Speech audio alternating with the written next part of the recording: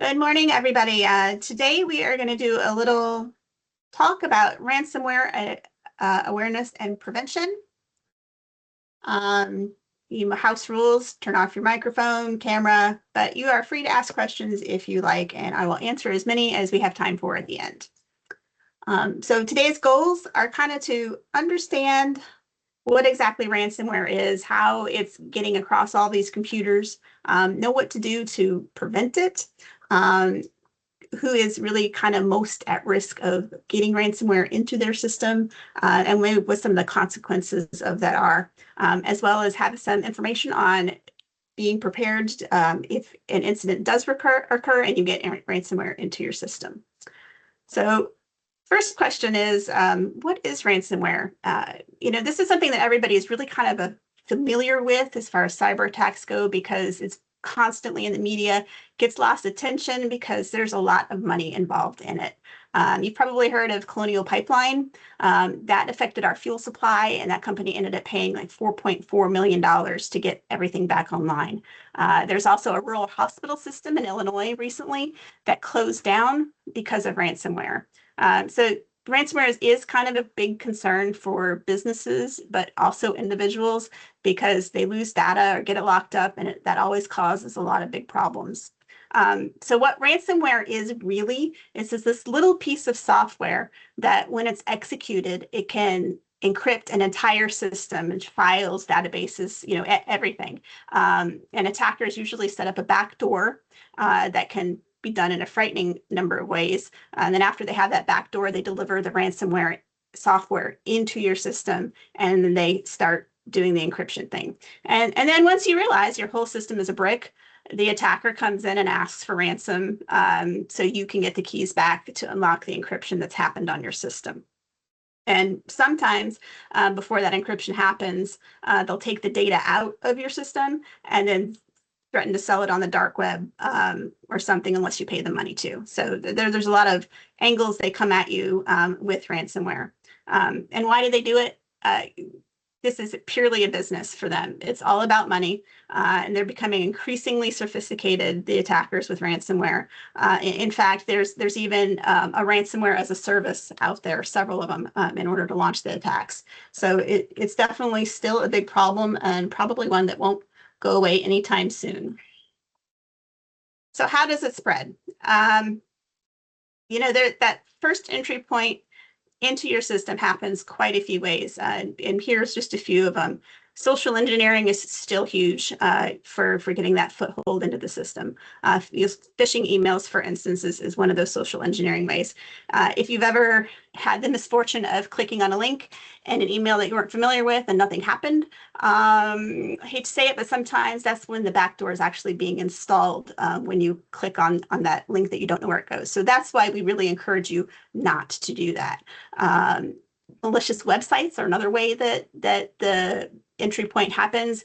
We call those drive-by downloads. You go to a malicious website that you really didn't know about. A lot of times software is blocking it nowadays, but you may end up on one, and that'll download a backdoor onto your site.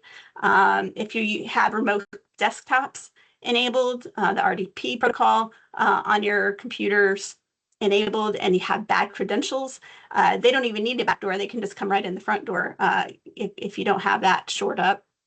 And the supply chain is another way that ransomware spreads. So your software can come to you pre-installed with backdoors or ransomware for attackers to get in through.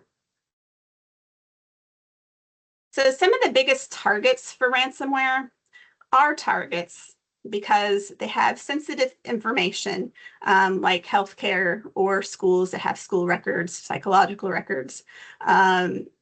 They may be a smaller business, and those smaller businesses get hit really hard by ransomware. They'll close down for good if they have to have downtime for a while. So they really have an urgency to keep their businesses alive. And in instances like infrastructure, that can really cripple the community. So it's more than just money at that point. It's in instances like infrastructure, you're shutting down water and power to a community. So that does lots of damage from that perspective. And, sometimes they're targets because they are playing a terrible game of defense and they don't have their security uh, in place like it should be. And when I talk about infrastructure, these are like your local water companies that installed routers in 1999 and haven't updated anything since then. That's a good way to let attackers in the door. So to prevent infection, there's really simple things that you can do as individuals, and that also crosses into professional life as well. So the first thing I'm going to say is like think before you click. Know what you're clicking on. Don't open that door for them to install a backdoor.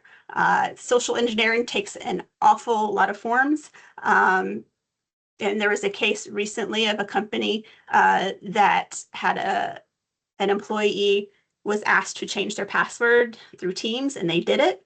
And that gave the attackers a route into the company, and they stole 20 million individual data accounts, like the personal information of 20 million people that way. So if somebody asks you for auto account information or you're prompted to change a password and it looks a little funny, those are kind of red flags. So think or look into it before you do either of those. Strong passwords are a given. And if you don't want to remember a million of them, password managers are really a help here. And backups, they encrypt your system locally. Make sure you have a backup offsite. And do it in 3 places if you want to follow best practices. And if you're a business, and actually this first one applies to individuals as well, is you want to make sure you patch your systems. When there's security updates to any of your software, your OS, your hardware, your firmware, it's crucial to security to maintain those patches. Another way to keep attackers out and kind of minimize the effects of ransomware is to segment your networks. So if they can't get across all the segments of your network easily, you're gonna be in a much better place. And next, you want that security awareness training, just like today. Train your people. Make sure they know what to look for and what to do to stop and think. Attackers are every day getting sneakier and more sophisticated in the way they deliver this stuff. And lastly, not lastly, but next, make sure you've got endpoint protection and are watching your network carefully. Go out and get that anti-malware, make sure it's turned on, get the intrusion protection system, have a service or have somebody watching your network 24/7. Fridays and holidays are the most frequent times for ransomware attacks because everybody's going home for the weekend. So be sure that you have a plan for how things go when incidents happen, because if you don't, it's a very stressful situation to be in, and that's where a lot of mistakes get made. So if you don't have an incident response plan for ransomware together already, CISA.gov actually has a really great area of their site that has a lot of steps about responding to ransomware there. But here's kind of a high level of what you would need to do. The first thing you want to do is make sure that you immediately disconnect your system or machine from the internet. And that means disconnect it from the network or ability to reach the internet. Don't turn it off unless there's no other option to disconnect it. And the reason for that is that you want to be able to save some of the forensic data that gets lost when you power down. And actually, there was a company in the UK called Co-op that did this in March to stop an attack. So rather, they were going to take the beating on having downtime to keep their entire system from being encrypted. So they just pulled the plug. So if you are watching a ransom attack happen or you get a ransom note, immediately call IT, your help desk, your incident response team, whoever it is in the organization that responds to that kind of bad stuff that happens. And they'll mostly take it from there and kind of go through these next steps. Again, don't turn off or reboot your machine. And if there is a ransomware note there, don't interact with that. You leave that to the incident response team because it's kind of a trained professional kind of thing to deal with. So after you notify them, your incident response team is going to call in whatever caliber you have, if that's the internal guy or if they go hire an incident response company. And time is really of the essence here. So immediately report it because you don't want to wait 48 hours to stop the attack because by that time, your entire system is encrypted and you aren't able to salvage anything at that point. So next, your incident response team is going to talk to whatever law enforcement is relevant here. And if you don't know who those are, the CISA site has a list of those for you on a federal level. Go check it out. And then after, your incident response team has kind of come in and contained everything, that's when you start assessing the damage and doing the triaging and using all those backups that you were smart enough to have and restore the systems if the backups were untouched. And it's super important during this whole process to make sure that you're communicating while this is happening. And that means the employees, the regulators, the customers, the executive, they're all going to want to be kept informed of what's happening during this incident process. So when this does happen, what do? You get this ransom. Do you pay it? Well, last year, 49% of businesses did. But the good news is that's actually far fewer than the year before, which was 50% of the businesses paid it. And these aren't small numbers that we're talking about here. Payments are averaging last year about $2 million. But this report from Sophos in the state of ransomware said in 2005, so far, it's down to like 1.3 million. And what's interesting here is that companies are going out and hiring negotiators or have internal negotiators that are negotiating with these attackers to bring down those ransom costs. However, I'm going to say this whole paying the ransom thing, it's not black and white. It's really kind of a gray area, and there's a lot of legal and ethical issues to kind of think about before your company goes out and pays that ransom.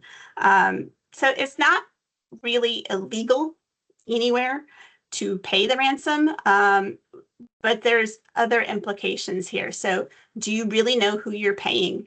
While you can pay the ransom and not get in trouble for that, there are laws in the US against paying terrorists and other specific entities. And when you're paying that ransom to a ransomware gang, you have no idea who they are. You very well may be paying a terrorist and not know it. And that will come back to you, and your company will get in legal trouble for doing that.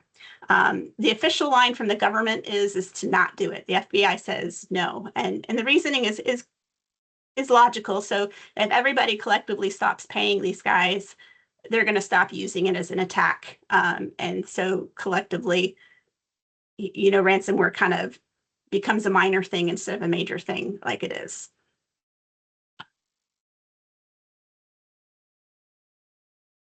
And like I said, this is not black and white. There's a lot of reasons that companies do pay the ransom.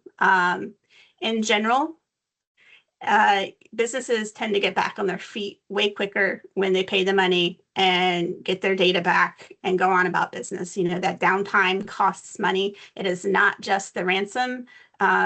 It's losses due to loss of being able to operate your business. And if you have to recover, and if you don't pay the ransom and you have to pay to recover the data, that there was a statistic on one car dealer manufacturer company. They did not pay, and I think their losses are up to like near $1 billion at this point because they're a global company from not paying that ransom and recovering from that. So it's easy to see why some companies just go and pay to get back to life as normal as quickly as possible, and capping that payment at like $2 million instead of 25 million, $1 billion, whatever it may be. And we may not know what the correct statistics on the percentage paying, not paying are, because some companies do pay anyway, even though they're told not to. And Sometimes they pay in secret and don't let anybody know about it, kind of like that Fortune 50 company over in the left-hand column there that paid $75 million last year, but their name is not released, so we don't know who it is. And by the way, that 75 million is like the biggest ransomware payout on record at this point. But in the end, paying doesn't necessarily solve everything. It may get you back on your feet quicker initially, but they see that often the attackers come back because you're an easy target once, and you probably didn't have time to fix everything that needed fixing to not be a target again. And they know that you'll pay the money, so that's another reason that kind of makes you a target again.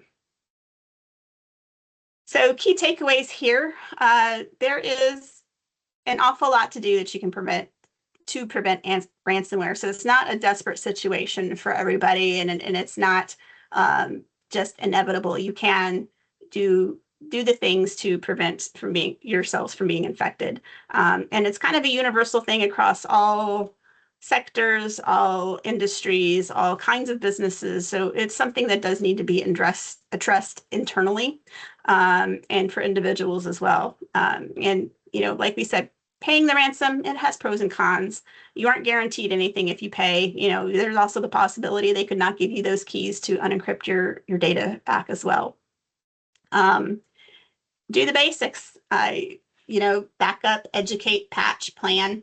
It's absolutely the best things for it, and they are very effective. So that's all I have for today on ransomware. There is a knowledge check after this training. If you want to click through and answer those questions, I'd appreciate it. Have a good rest of your afternoon.